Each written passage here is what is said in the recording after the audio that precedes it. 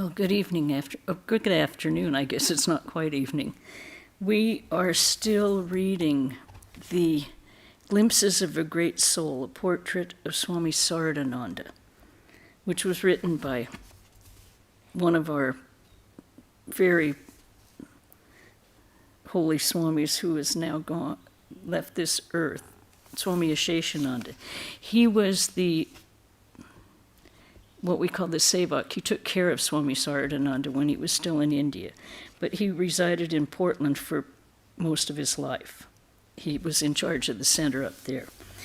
So today in this book, we are on page 180, if you're following along, and it's comments on spiritual experiences.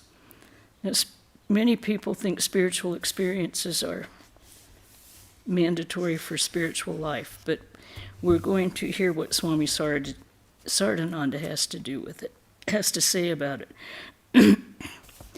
Samadhi, or superconsciousness, is not a disease of the brain.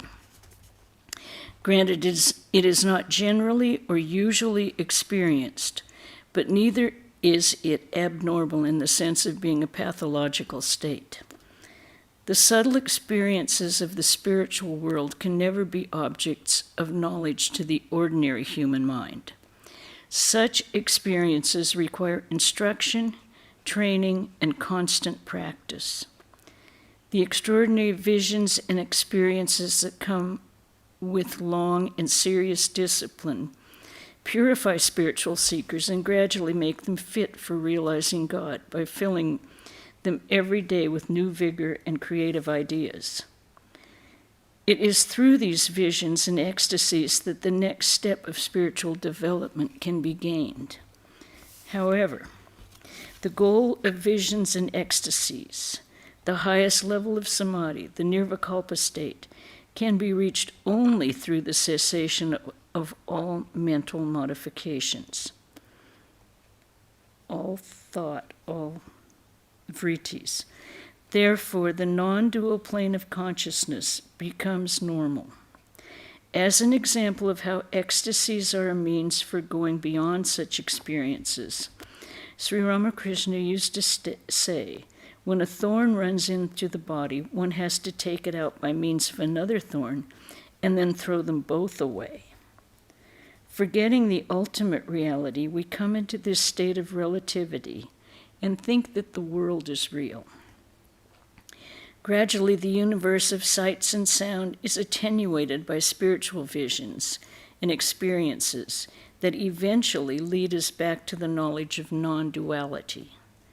When that happens, we learn the truth of the Rishi's utterance. He verily is bliss.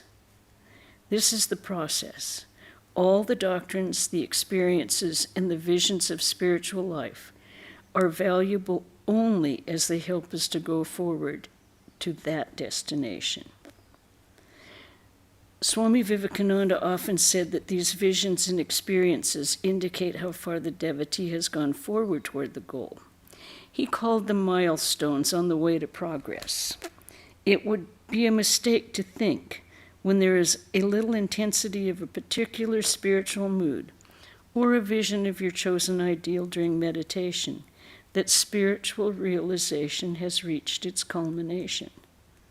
Falling victim to this error, devotees miss the goal, become one-sided and even fanatical and bigoted, filled with hatred and animosity towards one another. Believing visions to be the goal of religion has led many people to conclude that someone who has not had such experiences is not religious. Spirituality and aimless miracle mongering seem to them to be the same thing. But this kind of hankering does not make people religious. On the contrary, it weakens them. That which does not enable people to stand on the rock of purity for the sake of truth, in defiance of the entire world, that which entangles them in desires instead of setting them free from desire, is outside the realm of spirituality.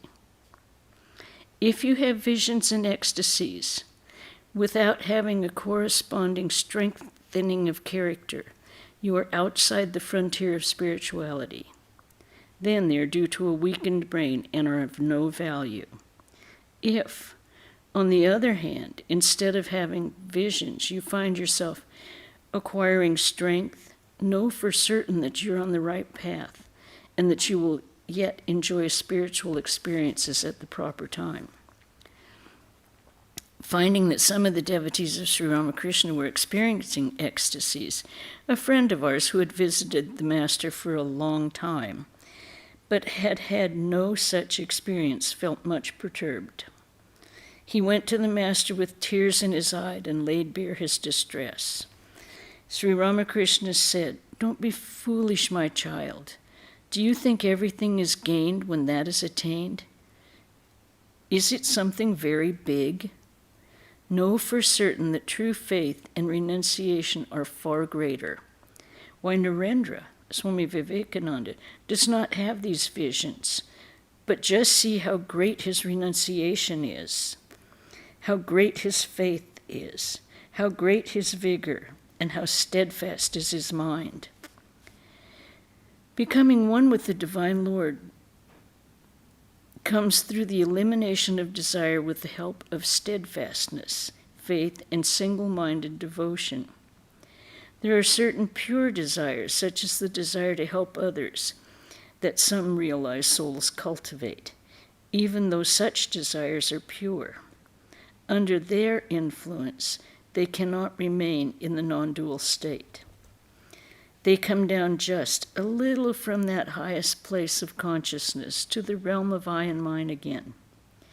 But the I-ness of theirs is constant and unbroken consciousness of an intimate relationship with God. They feel, I am a servant or a child or a part of God. That I cannot devote itself to lust and gold. Knowing that God is the quintessence of everything, that I does not hanker after the enjoyment of worldly objects.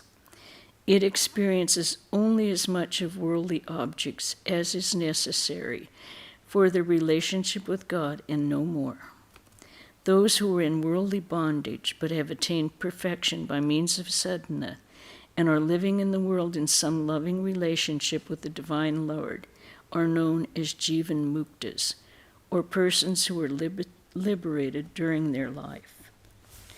Transcendental consciousness, samadhi, can be attained through the awakening of the Kundalini, the coiled reservoir of spiritual energy, Shakti, lying at the base of the spine. The yogi says that the Supreme Self, the Lord, who is indivisible existence, knowledge, bliss, resides in its own nature of pure consciousness in the crown of the head. The Kundalini has a great attraction for it, or to put it another way, the Divine Lord continually attracts the Kundalini. But as the spiritual energy is not awake, it does not feel this attraction. The moment it is awakened, the Kundalini will feel its attraction and approach the Divine Lord.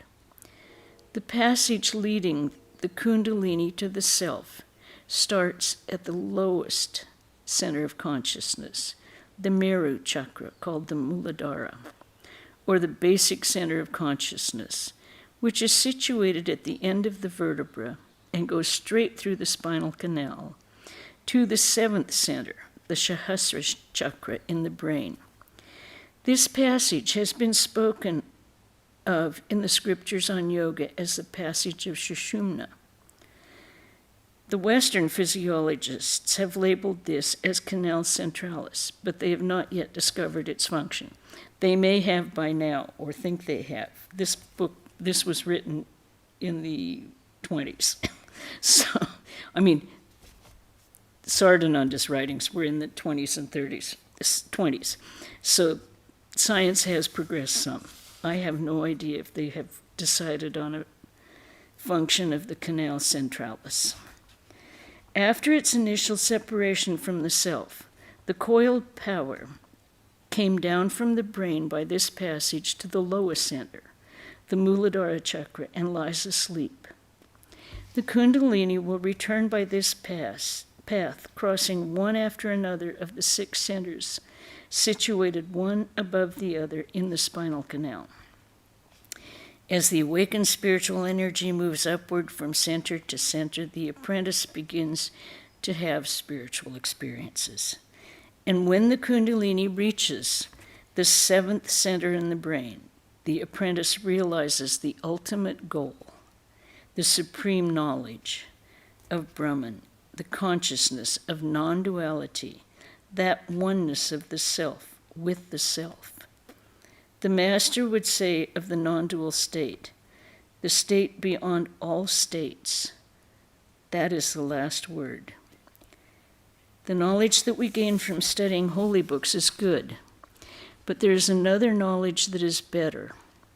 Hearing the Master speak of the Veda, of the philosophy of Vedanta, and of the science of yoga, some of us have asked him, "Sir, you never went to school or even learned to read and write. How do you know all this?" The question did not annoy the Master. He would smile a little and say, "Ah, it is true, I did not study myself. But I have heard much, and I remember everything I have heard. I have heard the Vedas and the commentaries on the Darshanas, Vedanta and the Puranas from good and reliable scholars.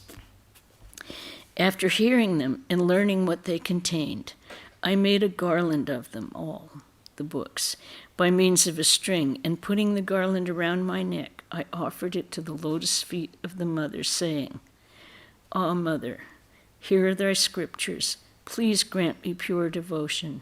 Please give me pure love for thee.'" Okay, that's the end of that section. Are there any questions or comments before we go on to the next section? Okay. There's a little aside here. Highly do. Doubt can cover your mind like a dark cloud, making you feel confused, lonely, and forsaken.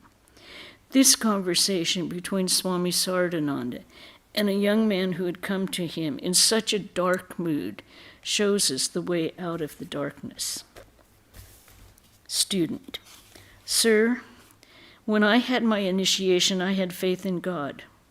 But now all seems to be vague and doubt is creeping into my mind. Please tell me what to do." Swami: "Frankly, doubt is a sign of disease. It is not the mind's normal condition. What the great sages have said, what Ramakrishna himself taught from his own experience, has been written in books for you to read. If you doubt the truthfulness of their words, what chance is there for my words to bring conviction to your mind?" Student: "Who knows, sir? Their words, having passed from generation to generation, may have become unknowingly misrepresented by people of diverse temperaments. I want to hear from you what you have personally experienced." Swami: "The life and teachings that I have presented in Sri Ramakrishna, the Great Master, are the record of my experiences. Do you think that I have spun them out of my own imagination?" Student: "Not necessarily so. It seems possible to me that the disciples, through enthusiasm and love, may have magnified the facts and may have seen them in an exaggerated manner. Perhaps they were even unconscious of this mental process." This does not seem to be an absolutely unique experience that this student is having. Doubts do rise. Okay. Swami: "Look, we were not devotees of Sri Ramakrishna from the very beginning. I was a member of the Brahmo Samaj.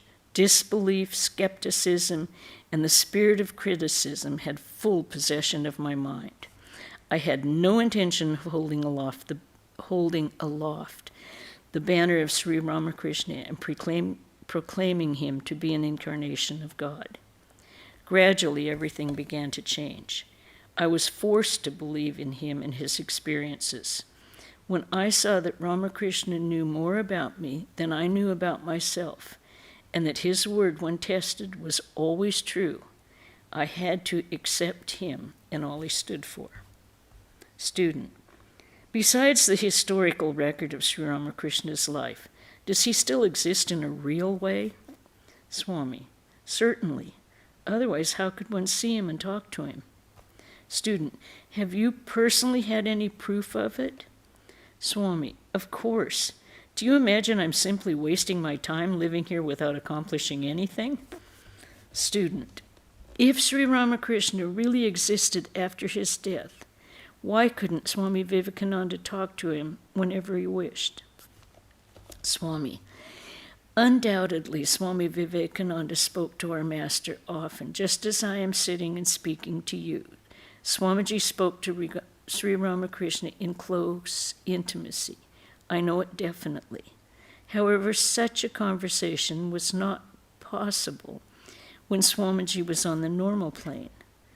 Suppose you live in Shankaratola. If you want to talk to me, you have to arrange for transportation to come here and interview me.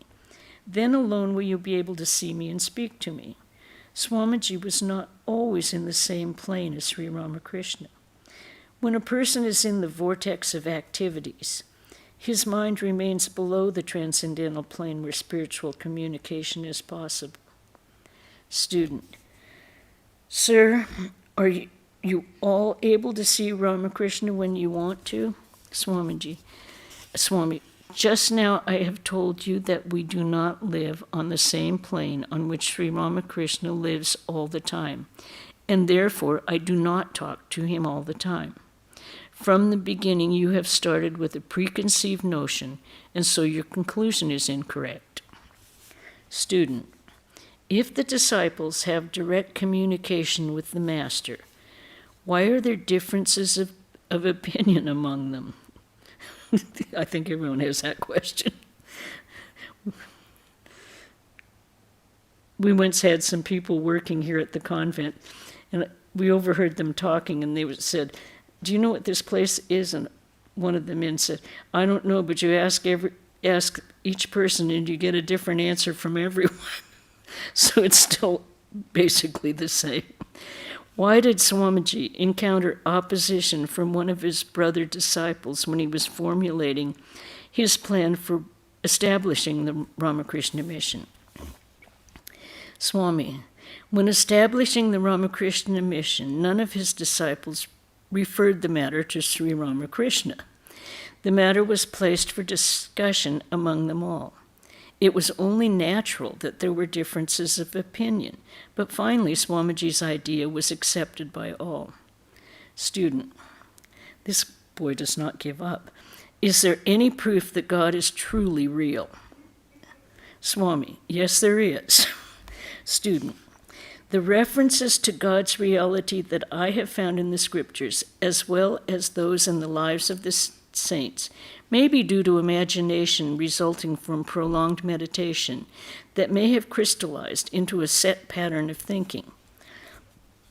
Swami: even if this were so, behind every imagination there exists the unfathomable, infinite reality. Suppose you love a girl and cherish an exalted opinion of her, and then you marry.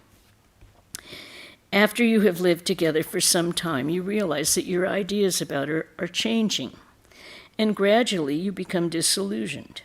No more do you consider her the possessor of many endearing qualities as you once did. What has happened? The object remained the same, only you have viewed her differently as the result of a different state of mind. Similarly, man can have wrong ideas about God, but there must be something real to have stimulated the ideas. Swami Vivekananda used an illustration. Suppose you take a photograph of the sun from where you are, and then travel a great distance upwards to take another photograph of the same sun. There will be a vast difference between the two photos. In one, the sun is big, and in the other, small. but both are reproductions of the same sun. Similarly, man sees God differently from different planes of consciousness. Student, apart from the manifestation of some special powers, is there anything unique in the concept of divine incarnations? Does God really descend on earth as man? Swami, certainly God comes down and manifests himself as man. We have heard from Sri Ramakrishna that the same power that appeared as Rama and Krishna has manifested in this age as Ramakrishna.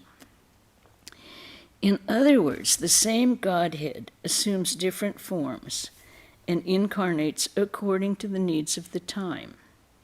Sri Ramakrishna has said that he would come again after 200 years, incarnating in the direction of the northwest. Indeed, the whole world is nothing but a manifestation of God. Yet there is a special manifestation that appears at a particular place at a particular time and abundantly fulfills a specific purpose according to the needs of humanity. In order to console the young aspirant, Swami Saradananda said in a tone of sweetness and love, "Well, when doubt arises, what is to be done? You will perhaps listen to my words with rapt attention as long as you are with me. But by the time you reach home, you may be assailed by doubts once more." Sri Ramakrishna used to say that some people possessed an inborn tendency to doubt everything, and nothing could be done to change that attitude. I know that you do not belong to that category. The grace of God is upon you. This doubting is a state of mind which will not last. After some time, you will find that your doubts have gone the way they came. Even if you want to hold on to them, you will not succeed. They are destined to go. Pray to God, call on Him. If you are in doubt, pray to Him in this way. "Oh God, if you really do exist, do such and such a thing for me that I may believe in you." Even such a prayer is helpful. Meditation and prayers, even when they do not bring material gain, are conducive to immense spiritual mood. It is through meditation and prayer that the mind is able to withdraw itself from gross sense objects and lift itself to a higher plane. Is this a small gain? Student, I want to renounce the world and join the Ramakrishna monastery. If I do, will there be any harm in my being negligent of my duties to my parents who need me? Swami, it is your immediate duty to make provision for the maintenance of your parents. Student, that has been taken care of, but they need me for personal attendance on them. Swami, then you should take care of them. There is no guarantee that you will accomplish your purpose simply by renouncing the world. On the contrary, if you stay in the world, you will have to face resistance which will prompt you to turn your mind to God. In an immature state, if one renounces the world and meets with no resistance, one loses the power of attraction for God. How will one reach the goal? None can say. Remember this, none can renounce the world by calculation and plans. There is an inner urge. No considerations arise in the mind. All this is to be settled within yourself. Will you be able to come to any decision by asking this? Go on working as you're doing now until you feel a strong yearning for God. If your yearning is true, you will find everything in good order and nothing to worry about. Furthermore, behind the renunciation of some, there is a selfish motive, the desire to escape the responsibilities of life. Such renunciation causes more harm than good. Have you renounced the world through your own planning? We had ambitions to be great, to earn more money, and to be influential. Along with that, we had the desire to help people in distress, but everything was turned in another direction. What will happen in the future none can foresee. When intense desire comes, nothing can stand in the way. What you wrote in your letter, that you first thought spiritual disciplines easy, but that now you thought differently, is very true. That is the right understanding. One can do one of three things. First, one can believe and then act accordingly. Second, one can disbelieve and give up the pursuit completely. Third, one can keep an open mind and patiently search for him. The last one is the true scientific spirit. Keep that spirit alive in your heart and devote yourself to meditation and prayer. Student, please bless me that these reoccurring doubts may pass away. Swami, yes, my child, I bless you wholeheartedly that you may overcome these negative attitudes and gain purity of heart. Be not troubled. Call on him with sincere longing and all will be set right. Student, from my early boyhood, I have made Sri Ramakrishna the ideal of my life. I feel sore at heart and ill at ease on account of these haunting doubts. Swami, that's quite natural, but they will pass away. I assure you they will not linger long. Pray to him with a concentrated mind and always discriminate between what you really are and what you appear to be. The more you practice austerities and meditation, the more you will enjoy the blessings of God. Without practice, nothing can be achieved. Always use the power of right understanding, and you will know for yourself where you are, how much you have progressed and how far you have to go to reach your destination. You have received a sacred name from your Guru. Hold on to it with an unwavering mind. May God bless you. And we're going to stop there this evening. We're getting fairly close to the end of the book. I think our next reading will be about Swami Aseshananda, but it's probably going to be a few months, a month or two. So don't hold your breath. Any questions on what we read today? I think Swami Saradananda was pretty clear on how to overcome doubt. And what doubts are natural, but you have to really hang on when you do have that doubting period. Okay, so no questions, no comments. It's good to see everyone on Zoom. Saturday will be our Karma Yoga Day. Now, those of you on Zoom, I don't know if you're going to get here. We would like to have you here, but I don't think so. We're trying to make a list of things that need to be done. So you can read the list when you arrive 9:15, have a cup of coffee, maybe a little snack, and then get to work. Then we work till about 12. You can be in the temple to meditate at that time, and we'll have lunch about 1.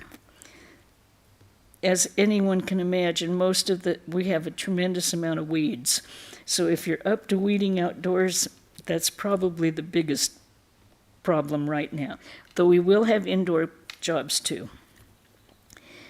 Okay, Carmi, and then the Saturday evening at 5, we will have the gospel reading, as usual. Then the lecture on Sunday it's not really chaos. So we'll find out what it is, okay?